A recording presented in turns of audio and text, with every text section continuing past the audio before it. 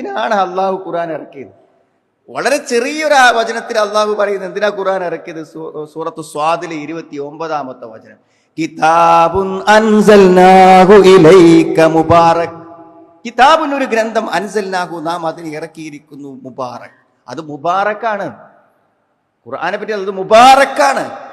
മനുഷ്യ ജീവിതത്തിന്റെ ബർക്കത്തുകളും അനുഗ്രഹങ്ങളും ലഭിക്കാനുള്ളതാണ് ഖുർആൻ.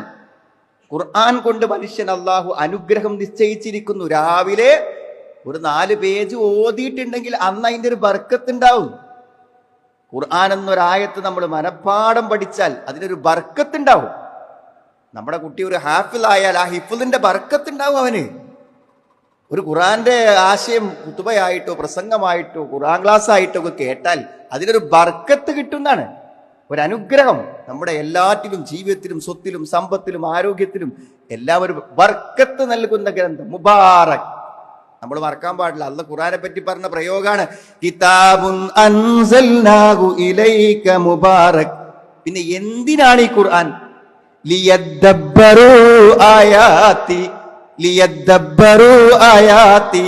അതിന്റെ വചനങ്ങൾ അവർ ചിന്തിച്ചു പഠിക്കാൻ. അപ്പൊ നമ്മളുടെ അള്ളാഹ് ഏൽപ്പിച്ചൊരു പണിയാണ് എന്തരങ്ങൾ? ഈ ഖുർആനിന്റെ അർത്ഥങ്ങൾ നോക്കി, ആശയങ്ങൾ നോക്കി ചിന്തിച്ച് പഠിക്കുക. എന്നിട്ട് പഠിച്ചിട്ട് ആ ഖുർആന്റെ ആശയങ്ങളെ കൊണ്ട് നമ്മുടെ ജീവിതത്തെ നമ്മൾ രൂപപ്പെടുത്തുക. അപ്പൊ നമ്മുടെ ജീവിതത്തിന് വേറൊരു അവസ്ഥ ഉണ്ടാവും. നമ്മൾ പ്രതീക്ഷിക്കാത്തൊരു സമാധാനവും വെളിച്ചവും ഒക്കെ നമ്മുടെ ജീവിതത്തിൽ നിറഞ്ഞു നിൽക്കും. അതിനെന്താ വേണ്ടത്? ലിയദ്ദബ്ബറൂ ആയാതി വലിയതദക്കറ ഉലുൽ അൽബാബ്. ബുദ്ധിയുള്ളവർ ചിന്തിച്ചു പഠിക്കട്ടെ.